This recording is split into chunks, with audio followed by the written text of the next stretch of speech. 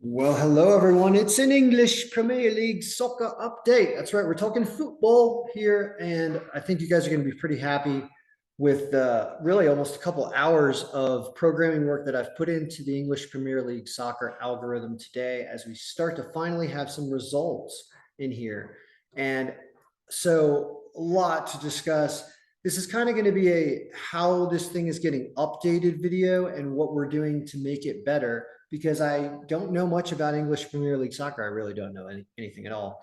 But from the act of going through all the lineups today and seeing all the changes and all the people that I had to add on here, like for example, I guess it's Bournemouth. I'm going to pronounce all these names wrong. I apologize. Bournemouth had a bunch of new guys, like 4 or 5 new guys, and they got absolutely destroyed in this game. It looks like they lost 9-0 to Liverpool.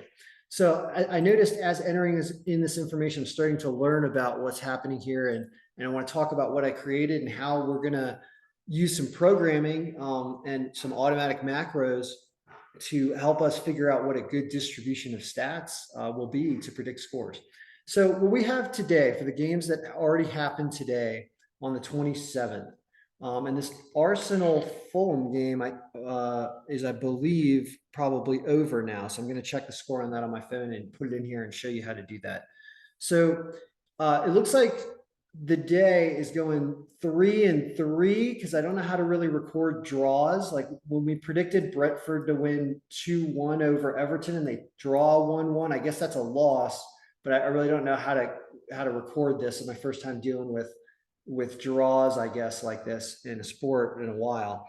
So we'll figure out how to deal with that and whether or not, that's a right or a wrong answer here. And also, we're going to start adjusting these projected team scores and to really show you how cool this is, because this will be the best, most predictive algorithm for soccer when it's done. We're probably a couple weeks away from this thing really being incredible, but I'm going to show you how we're going to get there. So it looks like it's in the 88th minute, and Arsenal is up 2-1. Here's another problem. I think I have the home team on top in the odds, and they're not on top in other areas on the scoring when I review it. So I don't know who's home. I think the team on top is home here, and that's something that we're going to start recording because I believe there is a home field advantage in soccer. So let's refresh this here. And we can see that, wow, this projected score is actually right on the money if that holds in the last 2 minutes. So that would be fantastic, right? Well, let's talk about how we got these projected scores because they are I just threw these together without any assist of any programming or any independent variables being checked, complete throwing darts at the wall, total BS. Like absolutely no idea what's going on. And that's what we're showing here. And also, I didn't even do a good projected score calculation yet. There's so much work to be done that it's going to take, that's what I'm saying, it's going to take weeks. But let's talk about how we change this and the macro that we're going to write, okay? First of all, we're going to start with team stats. So I will update this. This is updated as of before the games today. So most of these teams have already played 4 games now. But we're going with the first 3 because we're trying to show how it would have predicted the games that have happened today. Now, there's an offensive team score. It involves all these other columns that are just getting highlighted here, okay? So that's all these ones between column B, E, and column N, all right? So in order to get a reasonable score here, there's a distribution of percentages that are being applied next to the category. Some of them are negative if the stat is supposed to be a bad statistic. I am coloring all these columns so that we can understand who's good, who's got what, who's got whatever. For example, you do that by doing this. You go to shots on goal, go to conditional formatting. We do color scale. Shots on goal is a positive factor. The more shots on goal, the better offensive power you would assume the team is. So you get a color code like this. Interceptions, I assume, is also a positive factor. So we do the same thing here. And this is more work that I have to do today going through all of these columns. And the reason why we colorize, I guess, Ted Turner, we're going to colorize stuff. The reason why we do this is so that as we start to look at distributions of percentages, we're going to start to see things that are interesting, okay? Like things are kind of sorted by goals and by record here. So these are making more sense. Like maybe Southampton's, got more assists than normal, stuff like that. But you start to see colors of what might matter, right? And then we're going to adjust these percentages. So let's for example make goals really, really important and make it 63%, because we have a total of our percentages right here. Okay, this is our total, and I'd like to make it 100, but it doesn't have to be. But it's going to change projected goals and things over here, because this is summing up our goal formula. But I just made goals a really, really strong independent variable. But I put essentially a huge coefficient in front of goals. Now, what the cool thing about this is you can actually see this will change automatically. And our pivot here, pay attention to the scores that we're looking at right here. Okay, watch what happens when we refresh. I'll get away from it. Watch what happens when we refresh. Stuff just changed, right? And now all of a sudden we can start to do, differentials and be like, well, our projected score was this. Let's round this number here and subtract it from the final score.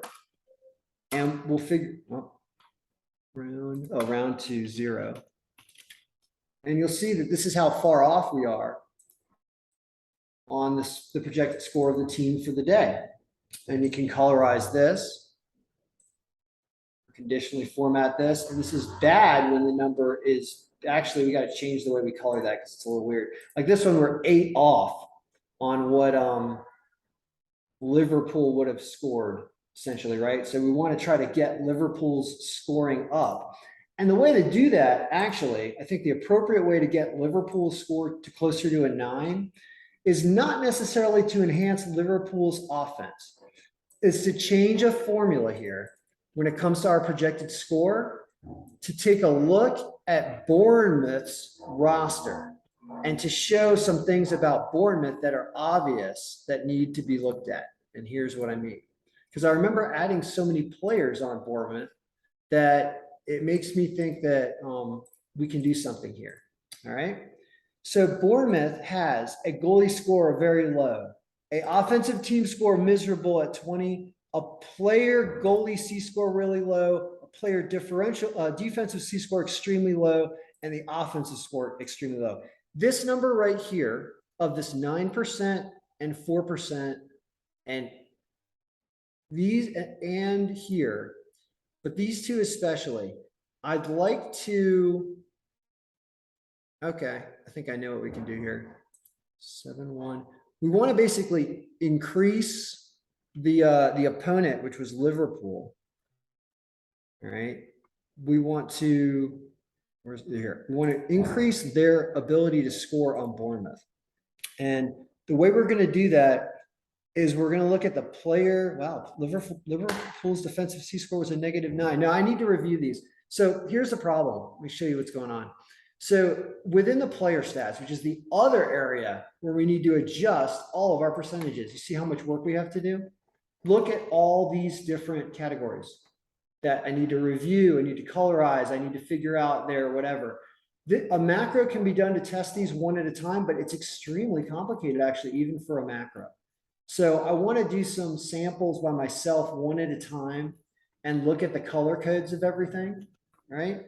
So our color codes, for example, like yellow cards are a bad thing. So let's make that red when they are large. And you'll see that, I think we've already done that. Yeah, we've already colored that. So like who's got a lot of yellow cards? Adam Smith on Bournemouth. He's probably not playing. He was starting. How about that? So I need to do all this work. There's a ton of work. So we're not even really close yet, but we are certainly in a situation where we can simulate now, and we have now more score. I have to really look at this projected score formula and all of these different categories and get these things more reasonable to be able to write a better formula than this. Because the formula that's here right now is just adding the two offensive C-scores together, coming up with a goal number. That is not correct. We need to multiply that by a factor or a ratio that's related to the defense of the opponent. So we'll start to do something like opponent's D score factor, D score and goalie factor. put them together. So this is going to be like a measurement of how the other team's defense is. And when it's really bad, it's going to increase the score for this team. And we'll see what we can do with the Liverpool and Bournemouth game with the people that played, because I do see really, really low numbers here. Manchester United's goaltending straight. I definitely need to redo the goalie stats. This is clearly wrong. I mean, and that makes sense because I have no idea. I have no idea what's relevant yet. None. I mean, this is not my game. The goalie stats are all right here. This is what I've got right now. I'm paying only attention to goals conceded, which is kind of redundant because we have goals scored for the other team. And so let's not do that as much. Clean sheet sounds fantastic, but it's also team related. Saves means you could get a lot of saves. Accurate keeper sweeps. I don't know what to do here. Penalty saved. I'll give a good goalie a good penalty save number. Clearance is good. Punches, we'll give them a little more. Let's see what that does to the goalie stats for those teams real quick. Right here. So I want to get Bournemouth up at 17, Manchester United's at 8. Now, so he's got these a little more positive at least. That's good. But like Leicester City's goalie really bad and defense really bad. Did they get beat today? Where are they? They got here. They got beat, but they only got beat 2-1. And that's actually what it projects the score at with this distribution. But you'll see we've got a tremendous amount of work to do. So if you want to encourage the development of this, you can purchase a copy while it's still inexpensive. I will be sending this out. I didn't send it out this morning because I didn't know what to do yet. But I'll certainly be sending this version out. And it's predicting tomorrow's games. And it has this, right? It says 1-1 or maybe 2-1 or maybe 1-0 Aston Villa. It says 2-1 Newcastle United, and it says 2 or 3-1 Tottenham Hotspur over Nottingham Forest, right? So that's how cool this thing is already, and I'm happy with the work that's done today, but also see that there's a massive undertaking still to be done with distribution percentages. But doing that and just updating lineups every day are the two things that are going to be maintaining this over the next few weeks. And once we fill in the abbreviated player names for everybody correctly, so that the lineups will fill a lot faster without a lot of manual adjustment to that. Once that's done, this thing should be rolling pretty fast and you can just have fun and start playing with the percentages yourself. All right, guys, that's the update for English Premier League football. It's been an interesting Saturday on the pitch, and we'll watch and see what happens on Sunday. Good luck. May all your picks be winning, and purchase a copy if you're interested. All right. Good luck.